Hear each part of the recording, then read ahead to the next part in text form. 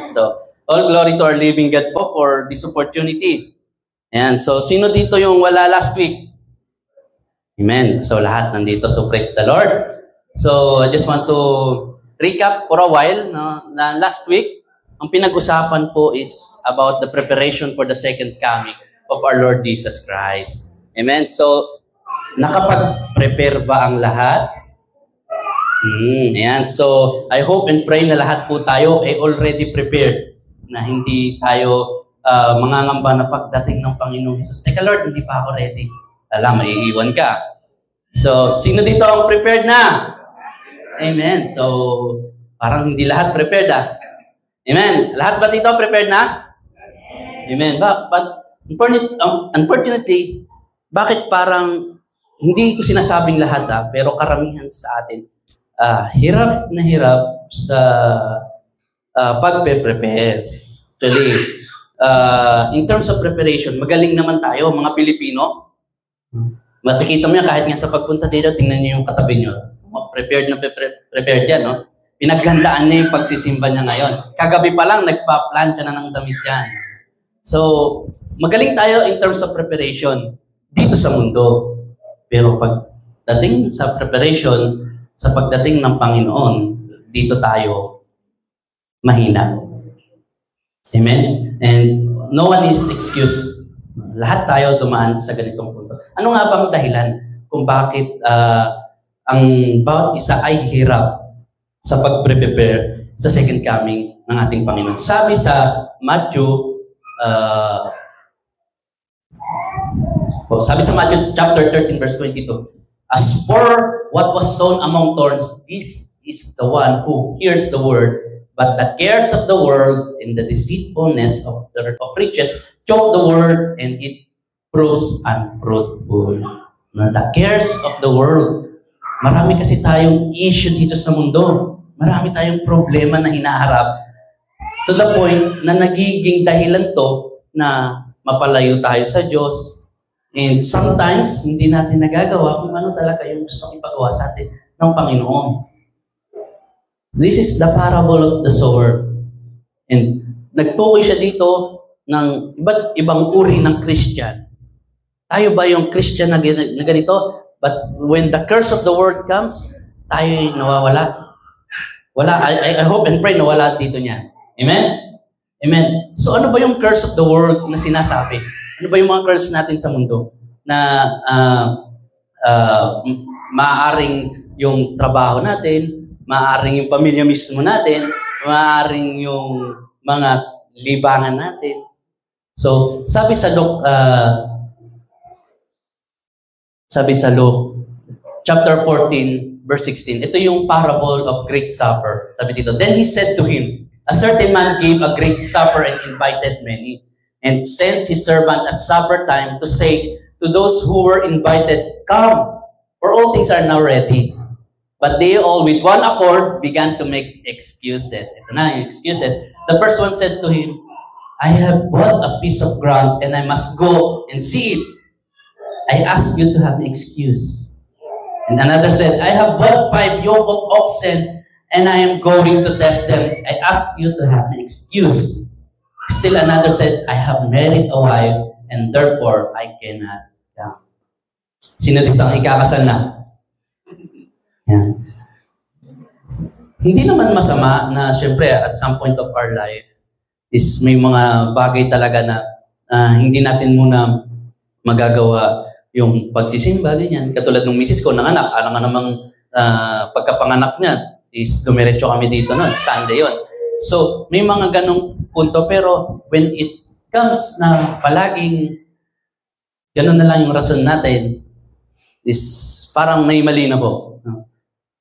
Parang lagi na lang natin hinahanapan ng rason para hindi natin magawa yung pagsisimba or pag-prepare sa second coming ni Jesus. May mali na po.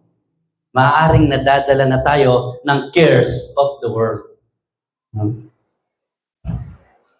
Alam ko na lahat tayo dumaan dito. Hindi excuse ang bawat isa. Kaya naman ang topic natin sa araw na ito ay bakit may problema. So, Bakit nga ba may problema, kuya? Tanungin mo sa katabi mo, bakit may problema? Hindi ko rin alam sa akin yan. So, walang excuse po, no? Lahat po tayo meron nito. Tanungin mo yung katabi mo, baka wala siyang problema. Bigyan mo. Ayan. So, lahat po tayo may problema. And unfortunately, ang problema po sa atin, instead na mapalapit tayo sa Diyos, sometimes dinadrive out tayo palayo nito sa Diyos kung hindi natin kayang i-handle yung problema. Disclaimer lang po, no? Hindi po tayo, ang topic natin ngayon will not eliminate the problem. Rather, ang topic natin sa araw na to will understand bakit ba tayo may problema. Baka kasi, balikan niyo ako, sabihin niyo, kuya, may problema pa rin naman ako. Lumala pa nga yung iba eh. So, hindi po natin aalisin ang problema sa buhay natin. Uunawain natin bakit tayo may problema. So that, hindi tayo madala ng mundong ito o ng curse of this world.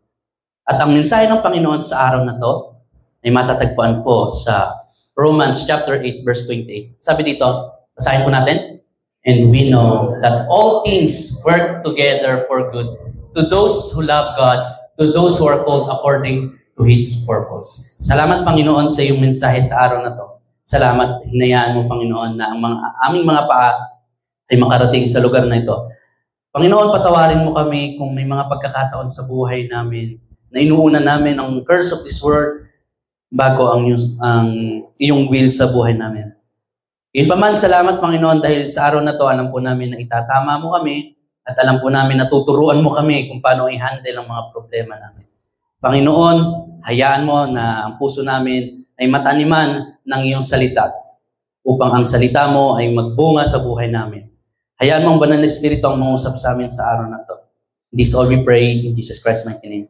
Amen. Muli po, ako po si Kuya Andrew. Ayan. So, alam niyo po, nakakatuwa itong verse na to. Kasi itong verse na to, it helps me to navigate my life towards to what God wants me to do. Lalo nung naunawaan ko to ng lubos. Sabihin mo sa katabi mo, all things work together for good.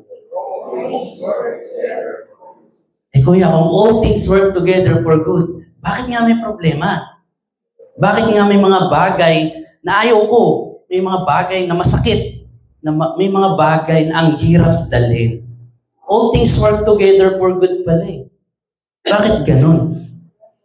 I may not have all the answer for that, but maybe yung mensahe ng Panginoon ngayon sa araw na to will answer yung mga tanong natin bakit may problema. No? Ano nga ba yung mga dahilan kung bakit may problema? Actually, maraming dahilan kung bakit may problema, but I have given 3 reasons bakit may problema. Muli, uulitin ko, hindi po natin aalisin ang problema. Uunawain natin bakit tayo may problema.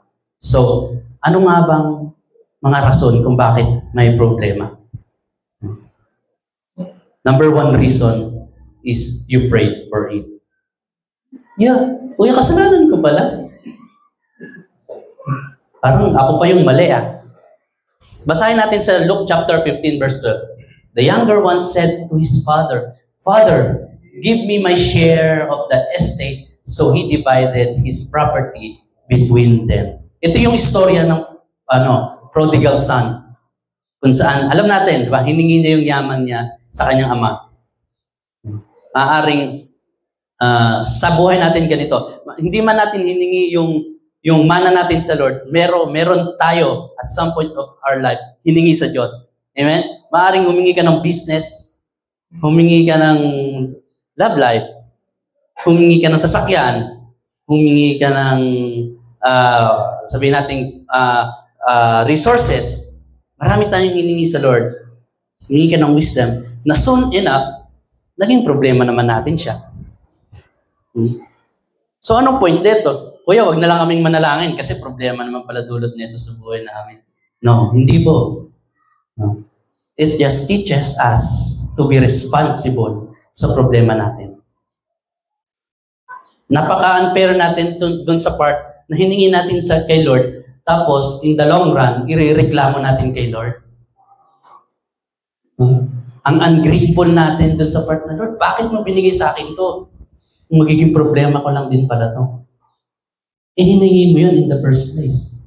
Isip nga kayo ng mga problema isip nga kayo ng mga panalangin na hiningi niyo sa Lord na soon enough naging problema niyo. Sabi mo? Yung iba tumitingin sa katabi nila. Sabi ko, isip kayo, huwag yung tingnan yung problema niyo. So,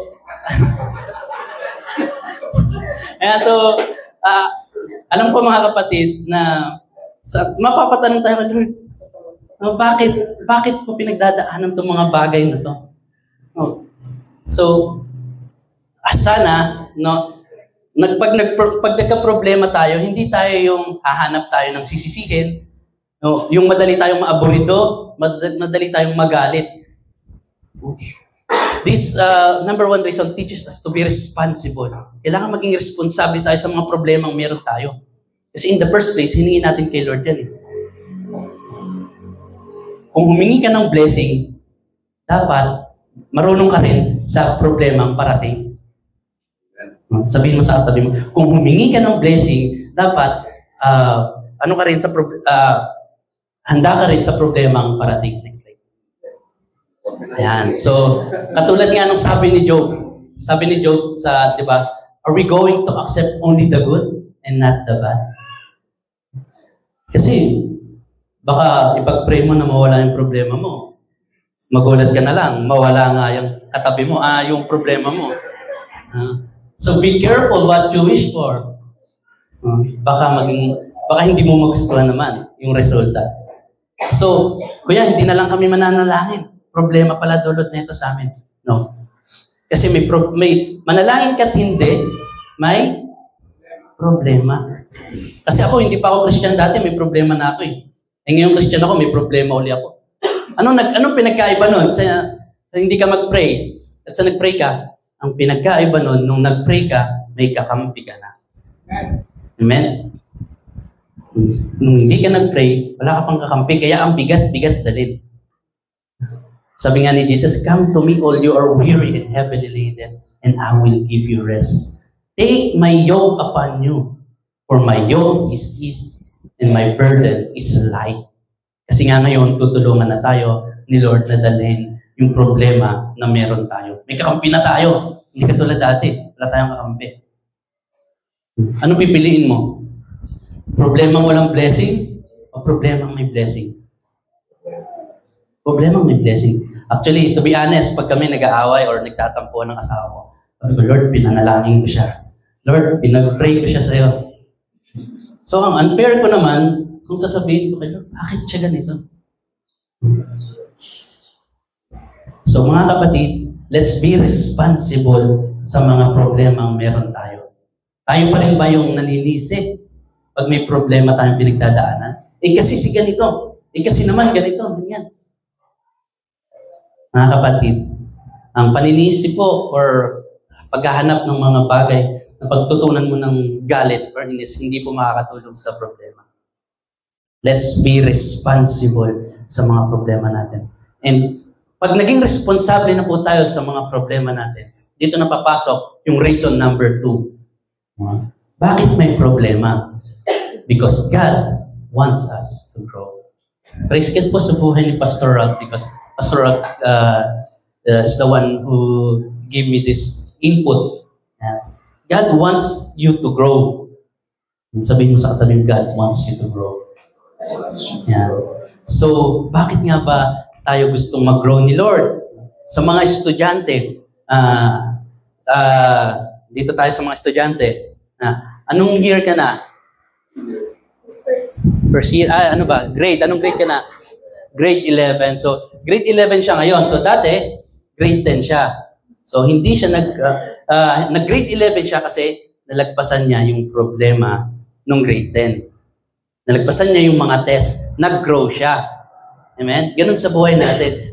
Para malagpasan natin o para mag-grow tayo, kailangan dumaan muna tayo sa test or problem. But sometimes, hindi natin nakikita na growth yung problema. Kasi nga, ang hirap, ang sakit, ang bigat dalhin.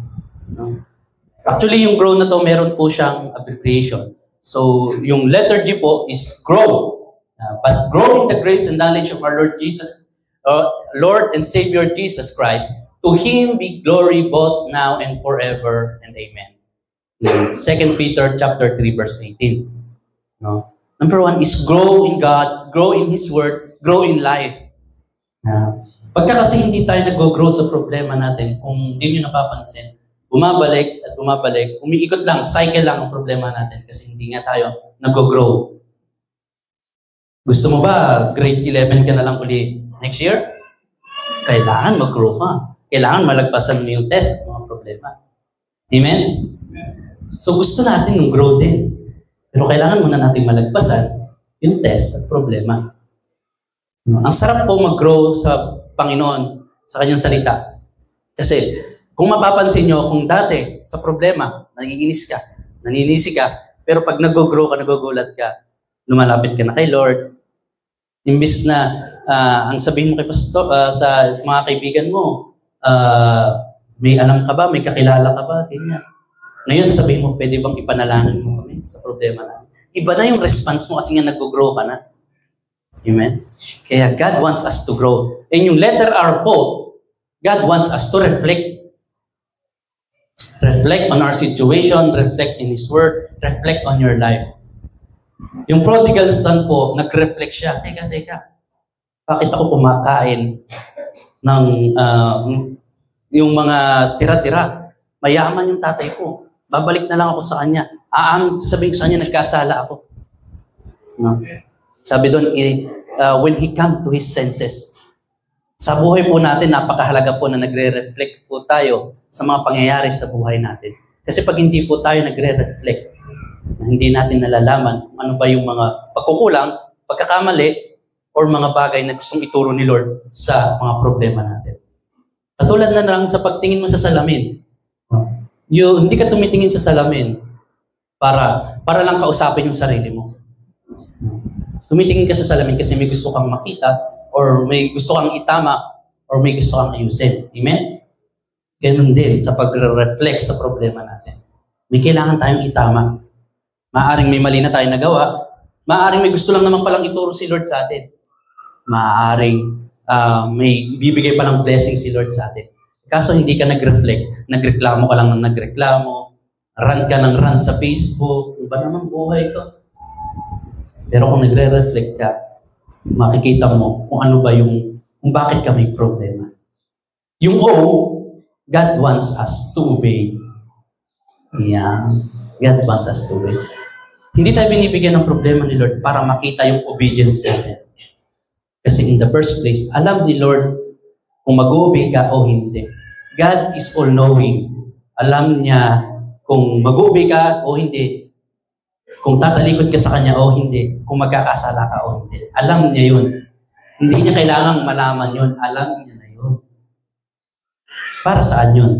God wants us to obey for our own benefit. Tayo yung magbe-benefit nun eh. Pag nag-obey tayo kay Lord. Kasi obedience attracts blessings. You can never go wrong in obedience sa Panginoon. Maaaring minsan hindi natin maunawaan. Maaaring minsan parang, Lord, ang hirap naman. Si Abraham nga, di ba? Binigyan ng blessing, tapos ipaaalay. Teka lang, Lord. Sabi mo, gagawin mo akong father of all nations, bakit iaalay ko yung anak ko? Pero sumunod pa rin siya. Sa buhay natin, may mga ganun. Maaaring may pinasasacrifice si Lord sa buhay natin. Masakit. Pero when you obey, dun mo makikita kung bakit pinagagawa ni Lord yun. And naranasan ko po yun nung nasa Saudi ako. Yung pinagagawa sa akin si Lord, yun nga, pinauwi ako. Tapos pinagbabayad ako ng malaki. Lord, mahirap naman na ito. Pero ngayon, nauunawaan ko siya kung bakit pinagagawa sa akin ni Lord. Ang galing ni Lord. Ngayon, ako yung nagbe-benefit. All glory to our living God.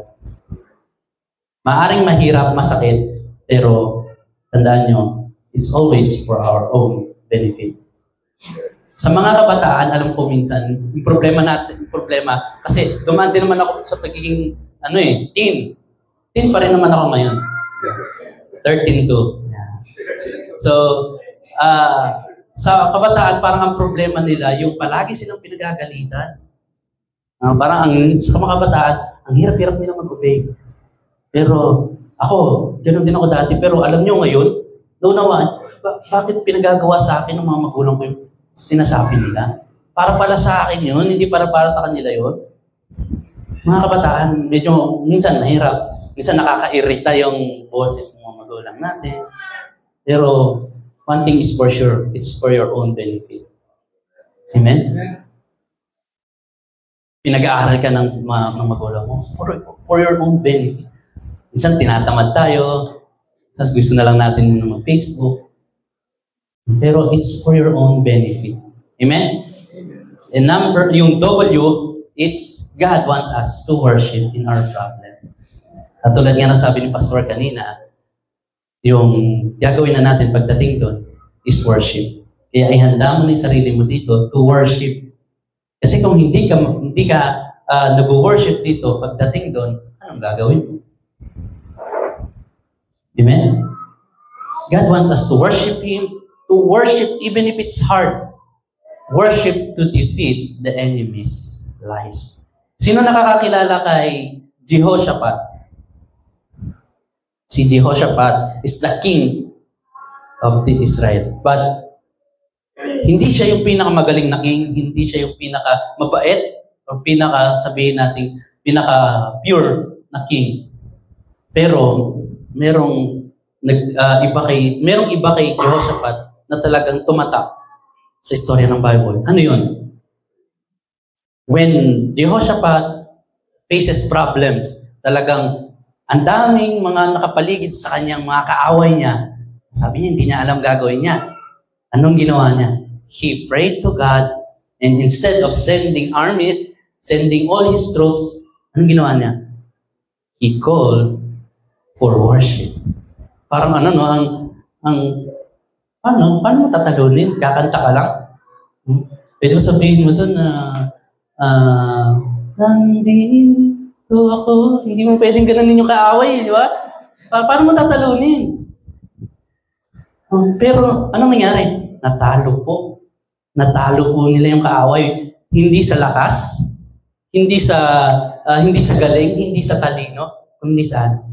By worshiping God. Kaya yan po yung nagagawa ng worship sa buhay natin.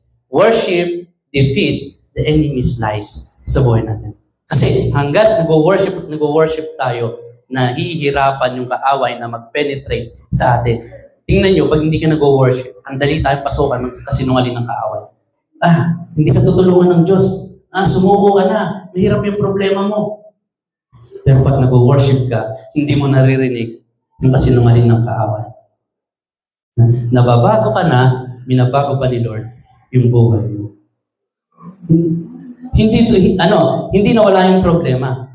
Ang nangyari, nakaya mong labanan yung problema.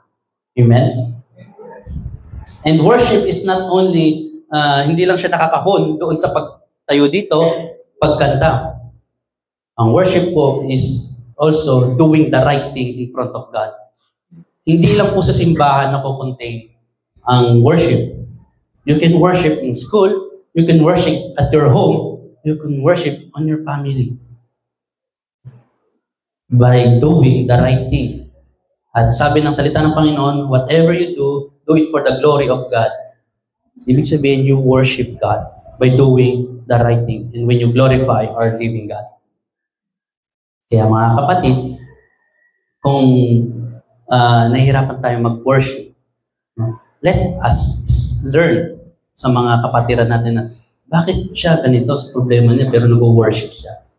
Pwede natin itanongin, anong sikreto mo, bakit ang saya-saya mo pa rin sa kabila ng problemang meron ka. So, when we become responsible sa problema natin, we grow on our problem. And when we grow, dito na papasok yung reason number 3 ng ating topic. Bakit may problema? Because problems are opportunities. Makikita mo na siya na opportunity pag nag-grow ka na. Paano opportunity, kuya? ang sakit-sakit nga ng problema ko, ang hirap-hirap na rin, ang bigat-bigat. Paano pa siya naging opportunity? Dito sa mundo, wala kayong maririnig o makikita na ads about problems. Wala pa nag-ads na, gusto mo bang magka-problema? Gusto mo bang dagdagan natin ang problema mo? Halina, mag-subscribe para dagdagan ang inyong problema. Walang ganun dito. Pero marami sa atin, makakarinig ka na puro opportunity ang ibinibigay ng mundong ito. But, yun nga, unfortunately, hindi natin nakikita na yung problema mismo ay opportunity na yan. Paano opportunity nga yun, kuya? Opportunity yan na maranasan mo yung kapangyarihan ng Diyos. Opportunity yan na ikaw mismo, person, na, kunwari, may sakit ka, pagagalingin ka ni Lord. Opportunity mo yun. Kung walang-wala ka at binigyan ka ni Lord, opportunity mo magkaroon.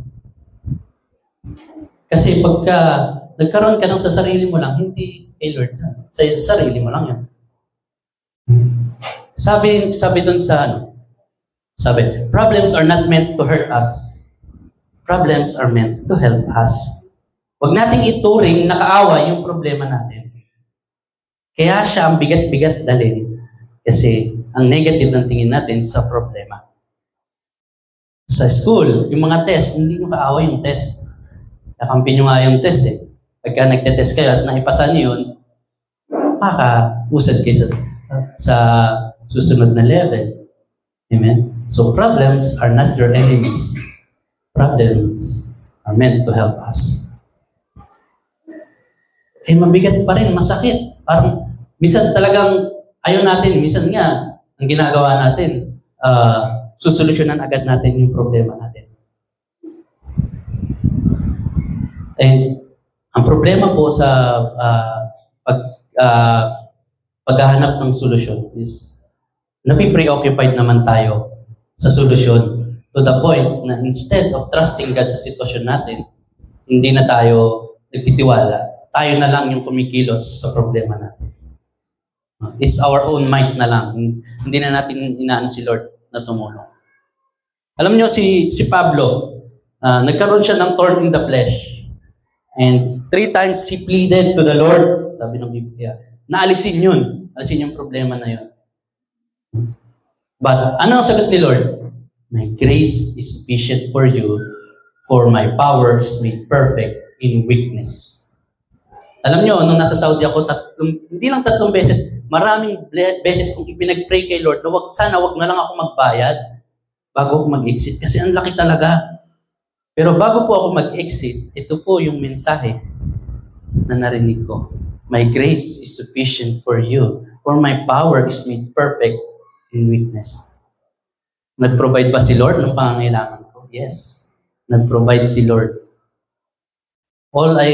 Ang ginawa ko po, nag-prepare lang ako ng mga gamit ko pa uwi. Nung time na uwi na ako, ready na ako. Hindi na ako yung nagagahol na, teka, ang dami ko pang gamit na ayusin. Hindi. Nung pa-exit na ako, all is settled. I am ready to go home. Amen? So, anong natutunan ko sa problema ko? Ang natutunan ko is, not all problems has a solution. Not all problems has a solution. Sometimes you just need to trust God and wait for Him to deliver you from this situation. Maaring sa buhay natin is hirap na po tayo. Ngayon, baka yung iba sa atin dito, sobrang bigat na nung pasan-pasan mo. But one thing I can assure you, all things work together for good. Sabihin mo sa katabi mo, all things work together for good. You may not see yet the problem, the outcome, but one thing I assure you, all things work together for good. Naniniwala ba kayo na all things work together for good? Amen. Alam niyo yung istorya ni Joseph the Dreamer sa Bible? Sino nakakilala kay Joseph the Dreamer? Grabe yung pinagdaanan ni Joseph the Dreamer. Simula nung pagplanuhan siyang patayin ng mga kapatid niya, nung ibinenta siya, tapos ginawa siyang slave, pinagbintangan siya, ikinulong siya. Grabe, pero wala kang mababasa doon sa istorya niya na nagreklamo siya o sinisin niya si Lord sa problema niya. Anong makikita mo doon? Ang conclusion niya sa sitwasyon niya, meant it for evil, but God meant it for good. Ang galing ni Joseph, no? Ang hirap ng pinagdaanan niya. Makikita mo, hindi niya hinanapan ng solusyon para makabalik siya sa pamilya niya. Pero ang ginawa niya, nagpatuloy siya sa buhay na meron siya. Si Lord yung kumilos ng kumilos sa buhay niya. Hindi ko sinasabing wala na tayong gagawin. Gagawin natin, magtiwala tayo sa Panginoon. Sa sitwasyong meron tayo. Kasi sabi sa Romans 8:18, yan.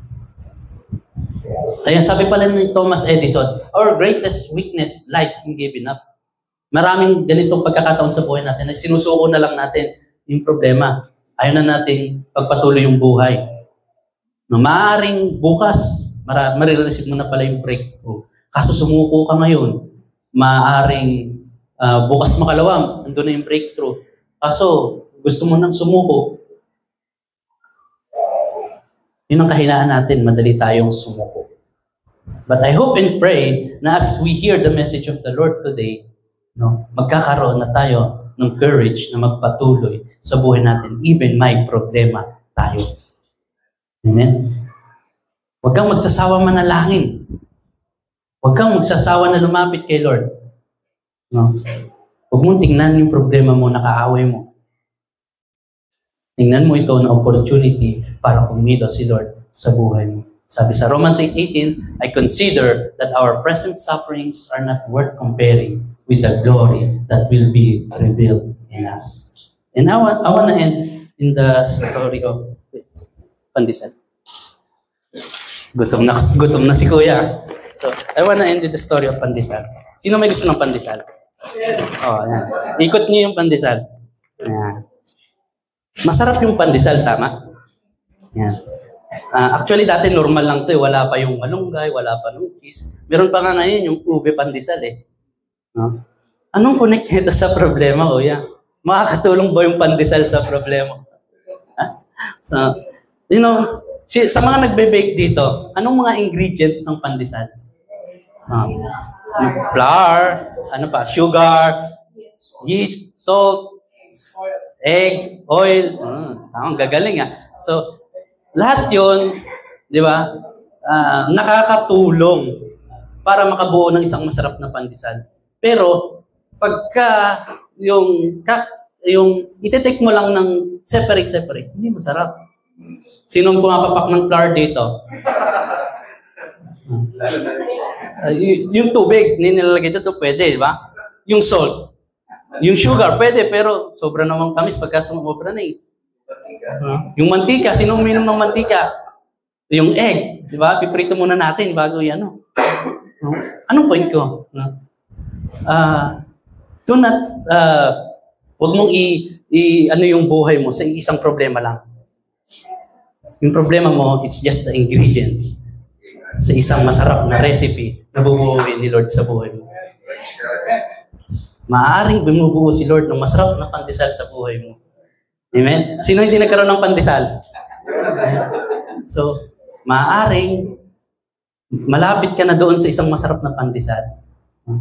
Hindi masarap yung flour itself, hindi masarap. Pero sabi, all things work together for good. Di ba?